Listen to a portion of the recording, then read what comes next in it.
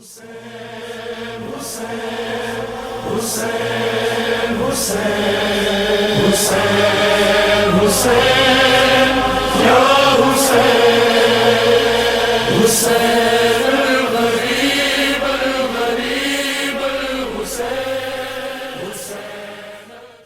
یہ طے کر لو ہم کیا ہیں. تو اب اس میں ایک بہت خوبصورت جملہ ہے. میں جملات اس لیے بھی بہت زیادہ دہراتا ہوں کہ مجھے بہت زیادہ کچھ پتہ ہے بھی نہیں، اور اس خاطر بھی دہراتا ہوں ان جملوں میں عجیب جادو ہے، عجیب جادو ہے. مولا کا ایک فرمان ہے، درود بھیجے گا محمد وآل محمد صلی علی محمد عجل فرج انما خلقتم للبقاء لا للفنا. تم لوگ بقا کے لیے خلق ہوئے ہو، فنا کے لیے خلق نہیں ہوئے. انما تنقلون من دار الی دار. تم لوگ ایک جگہ سے دوسری جگہ منتقل کرتے جاؤ گے، کر دیے جاؤ گے. ایک جگہ ہوگی پھر ایک اور جگہ. فخذوا من ممرکم لمقرکم. تو تم اپنے گزرنے والی جگہ سے وہ اٹھاؤ جو تمہاری منزل پہ تمہارے کام آئے. یہ 3 پیرامیٹرز ہیں یہاں پہ، 3 جملے ہیں یہاں پہ، بڑے خوبصورت ہیں یہ. نمبر 1، انما خلقتم للبقاء لا للفنا. تم بقا کے لیے خلق ہوئے ہو، فنا کے لیے خلق نہیں ہوئے. میں آپ کو بھائی بن کر، دوست بن کر، ساتھی بن کے ایک جملہ عرض کروں گا، کاش ہمیں یہ جملہ سمجھ میں آ جائے. یہ پہلا جملہ، تم بقا کے لیے خلق ہو، فنا کے لیے خلق نہیں ہوئے ہو. اگر یہ پہلا جملہ ہمیں سمجھ میں آ جائے نا، تو کل والی مثال ذہن میں رکھیے گا. آپ کو میں نے 5 ملین لیٹر پانی دیا تھا، کافی ہے یا نہیں ہے؟ نہیں، کافی نہیں ہے. کیوں؟ اگر ابد کے لیے پانی چاہیے تو پھر 5 ملین لیٹر کم ہے، اگر ابد کے لیے چاہیے. اور امام کیا فرما رہے ہیں؟ خلقتم للبقاء لا للفنا. تم بقا کے لیے خلق ہو، فنا کے لیے خلق نہیں ہوئے. اب میں ایک بات پوچھتا ہوں، بس تمہیں کامیابی بقا کے لیے چاہیے یا فنا کے لیے چاہیے؟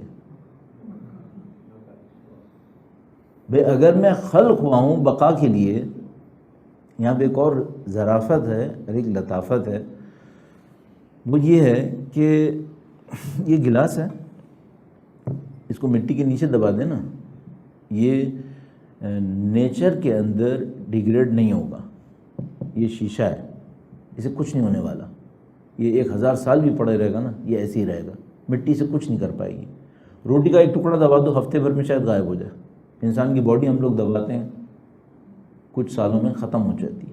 البتہ اچھے لوگوں کی باقی رہتی ہے. شیخ صدوق کی قبر شاہ عبد العظیم کے مزار کے اطراف میں شہر رے کے اندر شیخ صدوق کی قبر 1000 سال کے بعد نکلی تھی. 1000 سال کے بعد ناخن کے اوپر جو خضاب لگا ہوا تھا وہ باقی تھا. اللہ اکبر، 1000 سال کے بعد ناخن کا خضاب باقی تھا. اچھا یہ آپ کہیں گے یہ بڑی دور کی بات ہو گئی، شیخ صدوق 1000 سال پہلے مرے تھے. آغا میں نے ایک جگہ مجلس پڑھنے گیا، ہم کئی دفعہ ذکر کر چکا ہوں. ایک دفعہ مجلس پڑھنے گیا، ایک جگہ پہ ایک بندہ خدا مجھے لے گیا. اس نے بعد میں بتایا میری ماں ذاکرہ ہے جس کی آپ مجلس پڑھنے آئے. یہ اچھی بات ہے، الحمدللہ، ہمارے لیے فخر کی بات. پھر خیر ایک جگہ بات ہوئی، میرا سر پھرا، دماغ میں تھوڑا سا سختی کرنے لگا. تو اس نے کہا کہ مولانا آپ کا موڈ خراب ہو رہا ہے، میں آپ کو 1-2 باتیں اپنی ماں کے بارے میں سناتا ہوں. میں نے کہا ہاں ٹھیک ہے، تم مجھے خاموش کرنے کے لیے کچھ نہ کچھ کرو. تو اس نے پھر مجھے سنایا کہ مولانا میری والدہ کا انتقال ہو گیا تھا جدہ میں. وہ بھی عجیب کہانی، میں آپ کا وقت نہیں لوں گا. یہ جو فورم جس کے اوپر ہم تقریر کر رہے ہیں، یہ ہمارے سائنس اور ٹیکنالوجی سے ریلیٹڈ ایک گروپ ہے جس کے لیے ہم یہ تقریر کر رہے ہیں. تو بہرحال تو انہوں نے کہا کہ میری والدہ کا انتقال جدہ میں ہوا تھا، میں ان کو پاکستان لے کے آیا تھا. یہ خود PI میں کام کرتے تھے. تو کہنے کہ میں ڈیڈ باڈی جب پاکستان لایا، اور پاکستان میں اس لیے لایا کہ میری والدہ نے وصیت کی تھی کہ مجھے کربلا میں دفن کرنا، یا وادی السلام میں خود کنفیوز ہو رہا ہوں، شاید کربلا کا تھا، وادی السلام کا مجھے یاد نہیں آ رہا، عراق میں دفن کرنا بہرحال. تو کہنے لگا اب وہ جنگ ہو رہی تھی ایران عراق کی، تو ہم تو لے جا نہیں سکے. تو کہنے لگا کہ میں جدہ سے اپنی ماں کے جنازے کو لے کر کراچی لے آیا. میں نے کہا میں یہاں امانتاً دفن کر رہا ہوں، جب بھی مجھے موقع ملا میں لے کے جاؤں گا. خود PI میں تھی.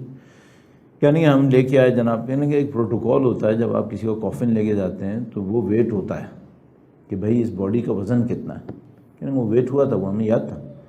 کراچی لائے, ان کو دفن کر دیا. پھر اس کے بعد کہنے کا ایک ٹائم کے اوپر جنگ ختم ہو گئی. جنگ ختم ہو گئی, میں فوراً عراق پہنچا, ان سے بتایا میری ماں کا جنازہ منتظر ہے. بڑی چیخ چیخ لے دے. کہنے کہ بالآخر ہمیں پرمیشن مل گئی. کہنے کہ جس دن وہ قبر کھودنے لگے, کہنے کا کہ میرا ایک آفیسر تھا اور وہ ہماری مکتب فکر کا نہیں تھا. تو کہنے کا کہ میں نے یہ کہا کہ دیکھو بھائی, یہ جو مٹی ہے نا یہ میری ماں کو ٹچ نہیں کرے گی. 2 سال بعد نہیں کھولو, 20 سال بعد بھی کھودو گے نا, میری ماں کی مٹی, میری ماں کی لاش کو مٹی ٹچ نہیں کرنے والی. تو اس نے کہا کہ دیکھو ایسی باتیں نہیں کرو, ماں کی محبت سب کو ہوتی ہے لیکن اس طرح باتیں نہیں کرو. کہنے کا میں تم کو بتا دوں, اگر میری ماں کی لاش کو مٹی نے چھیڑا میں دین چھوڑ دوں گا. اس نے کہا کیوں ایسی باتیں کر رہا ہو؟ کہنے کا اس کی وجہ یہ ہے کہ میں نے اپنی ماں کو ہمیشہ صرف عبادت میں دیکھا ہے. اگر اس کی بھی لاش خراب ہونی ہے تو میرا تو کوئی فائدہ ہی نہیں ہے, پھر میں تو کر ہی نہیں سکتا. حقیقت یہ ہے. تو کہنے کا کہ خیر وہ مینیجر نے اس کو سمجھایا, نہیں ایسے نہیں کرو, یہ کرو وہ کرو. کہنے کہ ہم نے 2 سال بعد لاش نکالی ہے اور ہم عراق لے کر گئے. کہنے کا مولانا خدا شاہد ہے, مثلا میں اپنی طرف سے بھی یہ بات کہہ رہا ہوں اس کی بات پہ اعتماد کرتے ہوئے. کہنے کا مولانا 2 سال میں سے 2 کلو وزن کم ہوا تھا. ہاں, اگر میں جنازہ مثلا 72 کلو کا دفنایا تھا نا تو 70 کلو کا ہم نے واپس نکالا ہے جنازہ 2 سال کے اندر. اور کہنے کا اتنا فریش تھا کہ وہ جو مینیجر وہاں پہ کھڑا تھا اس نے کہا کہ بھائی تو کہہ رہا تھا مٹی میری ماں کی لاش کو کچھ نہیں کرے گی. تو کہنے کا مجھے تو لگ رہا ہے ان کی روح کو بھی کچھ نہیں کیا, مجھے تو لگ رہا ہے روح ہے ابھی اندر. کہنے کا ان کا تو چہرہ اتنا فریش ہے کہ جیسے روح بھی باقی ہے ابھی, مٹی تو چھوڑ وہ جسم کو کچھ کرتی. اس کے بعد بھی عجیب کہانی ہے. میں کیا کروں, میں بار بار دل چاہ رہا تو سا بتا دوں. بھارت یہ کہنے کا میں پہنچا ہوں وہاں عراق,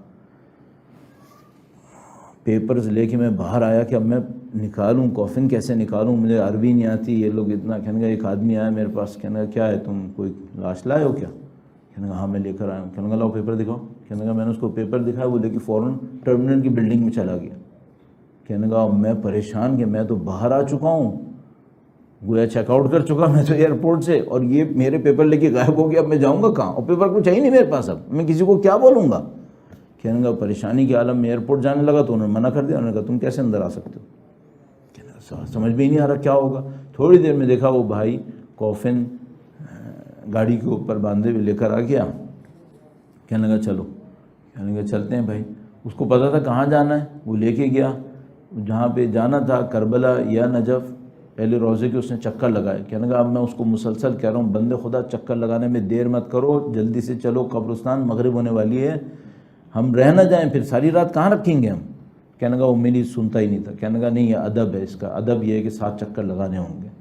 کہنے کا چکر لگوائے, قبرستان پہنچے. کہنے کا میری حالت یہ خراب کہ بھائی لاش دفن ہونی ہے, قبر کی پرمیشن چاہیے ہوتی ہے, گورکن چاہیے ہوتا ہے, کچھ بھی نہیں. کہنے کا بس وہ بندہ لے کے مجھے وہاں پہ کھڑا کرتا ہے قبرستان, پہلے سے ایک گورکن تیار کھڑا ہے, اور بس اس نے جا کے وہاں پہ گاڑی لگائی, کفن اتارا, اس کو کہا دفناؤ, تو اس نے دفنا دیا.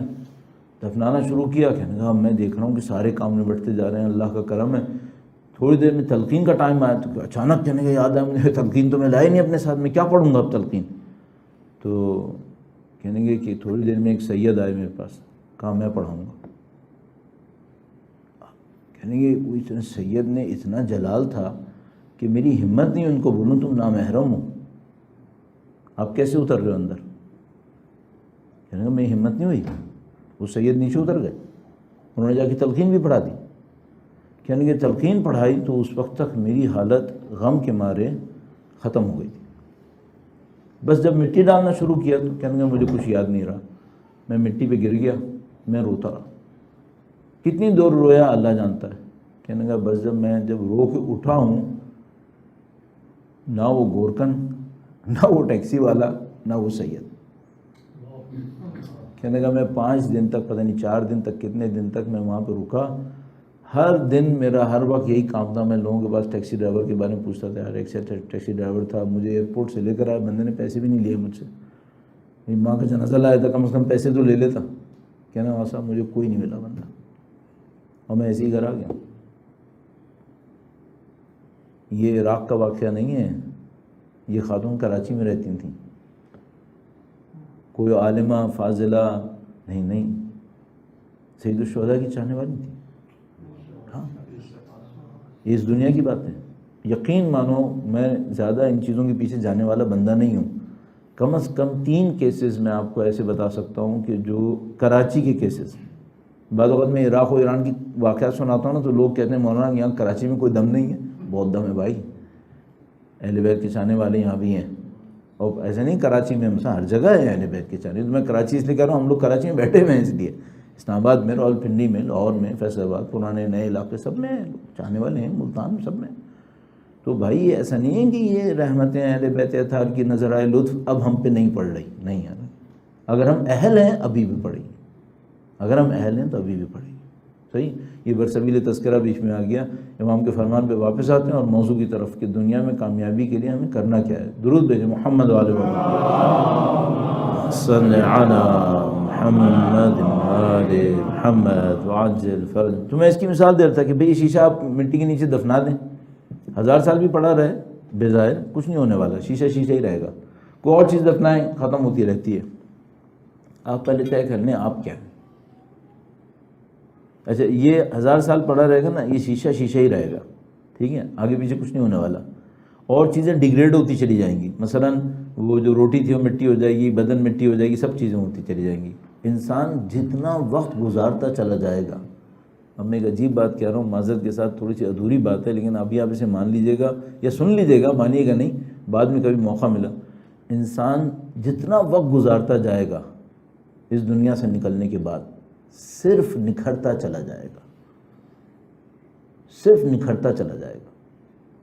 یہ خراب نہیں ہوگا، یہاں خراب ہو رہا ہے.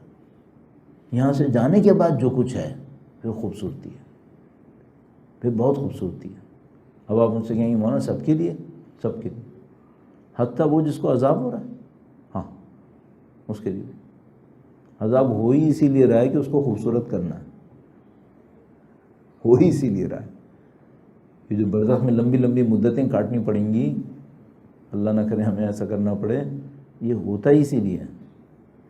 البتہ بہت شاذ و نادر کوئی گروپ ہوگا جو اتنا بدبخت ہو جو عذاب الہی کے اندر خالدین فیہا پڑا رہے، یعنی واقعاً پڑا رہے.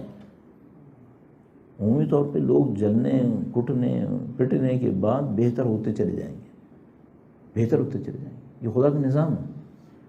تو وہ ایک ہمارے جاننے والے تھے دوست، وہ یہ کہتے تھے کہ جو خدا کا عذاب ہے نا، یہ اس کا ہاسپٹل ہے، یہ اس کا ہاسپٹل ہے. بعض لوگوں کو سرجری سے صحیح کرتا ہے، بعض لوگوں کو کڑوی دوائیاں کھلا کھلا کے صحیح کرتا ہے، بعض لوگوں کو آئسولیشن میں ڈال ڈال کے صحیح کرتا ہے.